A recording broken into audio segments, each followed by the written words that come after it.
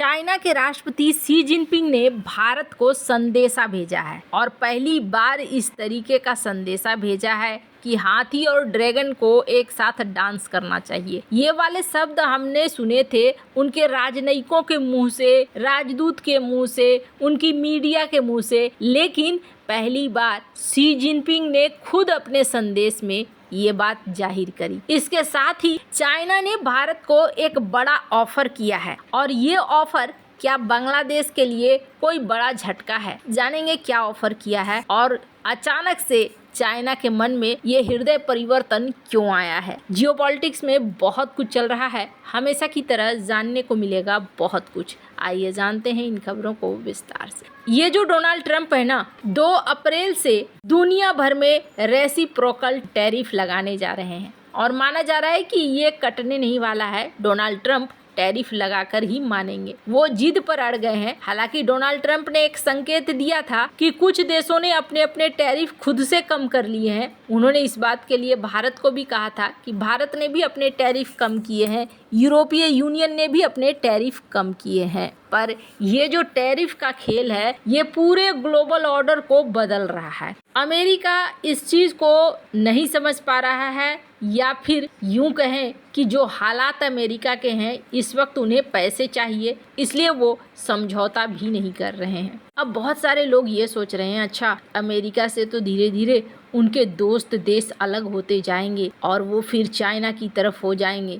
जैसा देखने को मिला कि जापान और साउथ कोरिया ने चाइना के साथ मीटिंग कर ली, तो ऐसे में तो लग रहा है कि एक समय कहीं अमेरिका ऐसा न हो जाए कि अकेला पड़ जाए और चाइना इस मौके का फायदा भी उठा रहा है। अब जरा सीन देखिए, चाइना ने इस वक्त ताइवान को घेर कर रखा हुआ है और ताइवान के चारों तरफ युद्धाभ्यास कर रहा है। चाइना यही कहता है कि हम युद्धाभ्यास कर रहे हैं, युद्धाभ्यास कर रहे हैं, लेकिन कल को अगर अगले दिन सुबह ये उठें और खबर मिले कि इन्होंने ताइवान पर हमला बोल दिया, कोई बहुत बड़ी बात नहीं होगी। ताइवान के आसपास लड़ाकू विमान और नौसैनिक जहाज़ों की तैनाती बढ़ा दी गई है और अपने दावे को भी ये मजबूत कर रहे हैं। कहा जा रहा है कि चीन ने अपने इस सैन्य अभ्यास में सैनडोंग एयरक्राफ्ट कैरियर ग्रुप सहित 19 युद्धपोत तैनात किए हैं। 19 युद्धपोत एक बहुत बड़ा नंबर है। बीजिंग ने यह कहा कि यह अभ्यास ताइवान के कथित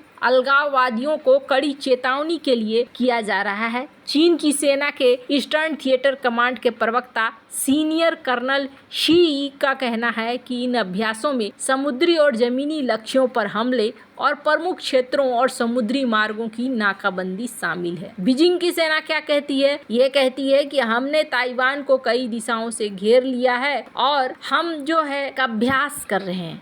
और आपको बता दूं, चीनी सेना के ईस्टर्न थिएटर कमांडर ने एक इमेज को साझा किया है और इसमें घेराबंदी शब्द का इस्तेमाल किया है। एक अन्य ग्राफिक्स में ताइवान के राष्ट्रपति लाई चिंगते को एक कीड़े के रूप में दिखाया गया है जिसे आग में भुना जा रहा है। ये सारी चीजें चाइना खुलेआम कर रहा है, कहीं छिपा हुआ नहीं है। तो जहां एक तरफ ये ताइवान को घेर रहा है, वहीं इसने जापान के साथ, साउथ कोरिया के साथ दोस्ती बना ली। अब ये व्यापार में उलझ गए। व्यापार एक बहुत बड़ा कमजोरी है और इसकी वजह से कई सारे देश झुक भी जाते हैं। सबसे बड़ी चीज़ है क्योंकि आर्थिक चोट बहुत बड़ी चोट होती है और कोई देश ये नहीं चाहता है। सबसे पहले जो राष्ट्राध्यक्ष होते हैं वो ये बात बहुत अच्छे से जानते हैं कि अगर जनता भड़की तो हाथ से सब कुछ चला जाएगा, इसलिए अपनी अर्थव्यवस्था को वो पहले मजबूत बनाकर रखते हैं।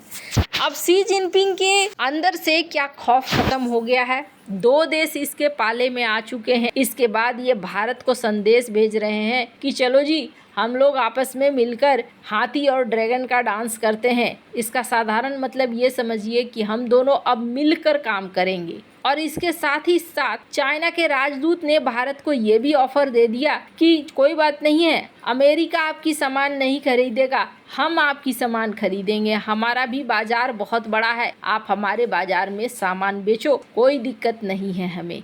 ये अब चाइना क्या कोशिश कर रहा है? चाइना ये कोशिश कर रहा है कि जिस तरीके से जापान और साउथ कोरिया को व्यापार के बंधन में बांधकर अपने देश के पास ला रहा है, वैसे ही चाइना अब भारत को भी कोशिश कर रहा है कि भारत भी यहाँ पर साथ में आ जाए। अब सवाल ये उठता है कि क्या भारत चाइना के पाले में जाएगा और चाइना के बाजार में घुसेगा। सबसे बड़ी चीज़ ये है कि यहाँ पर जैसे ही भारत कहेगा कि अच्छा चलो बात करते हैं, चाइना कहेगा चलो एक फ्री ट्रेड एग्रीमेंट साइन करते हैं, जैसे वो जापान से कह रहा है और साउथ कोरिया से कह रहा है। अब Bharat free trade agreement sign करेगा नहीं करेगा ये तो बात की बात होगी, लेकिन हाँ, भारत ने RCEP ज्वाइन इसीलिए नहीं किया था कि वो जानता था कि अगर भारत RCEP ज्वाइन करता है तो बहुत सारे माल डंप होने लगेंगे भारत के अंदर में। तो फ्री ट्रेड एग्रीमेंट चाइना के साथ जल्दी भारत नहीं करना चाहेगा और भारत इस बात को बहुत अच्छे से समझता है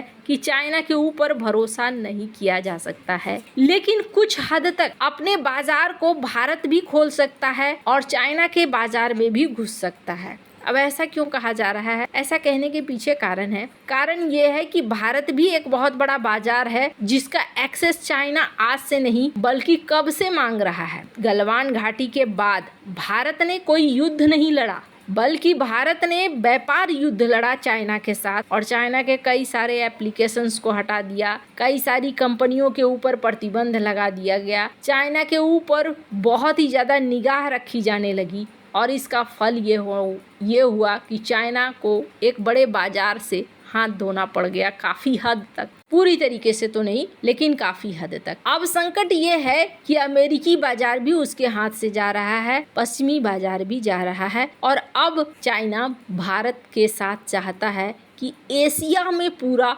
उसका मार्केट स्थापित हो जाए। अब मैंने ये क्यों कहा कि ये बांग्लादेश के लिए एक बुरा संकेत है, इसके पीछे कारण है। कारण ये है कि बड़े शान से यूनुस वहाँ चले गए और जाने के बाद यूनुस ने वहाँ पर ये कहा चाइना को कि आओ जी, हम आर्थिक तौर पर आपकी मदद कर रहे हैं, आपके लिए हमारे दरवाजे खुले हैं, चितगांव पोर्ट हो, मोंगला पोर्ट हो और सेवन सिस्टर तो लैंड लॉक है, तो आप यहाँ पर आराम से, हम गार्जियन हैं सी का, तो आप हमारा इस्तेमाल कर सकते हैं। हालांकि भारत में इसके खिलाफ में बहुत विरोध हो रहा है। असम और कई राज्यों के तरफ से प्रतिक्रियाएं भी आ रही हैं। कुछ कह रहे हैं कि अगर तुम ऐसा सोच रहे हो तो हम चितगांव पोर्ट के बारे में सोच सकते हैं, हम चिकन नेक कॉरिडोर को आगे बढ़ा कर सकते हैं, वगैरह वगैरह। पर हाँ, जियोपॉलिटिकल दृश्य कुछ ऐसा बन रहा है कि चाइना अभी अपने हितों को साधने के लिए भारत की मांग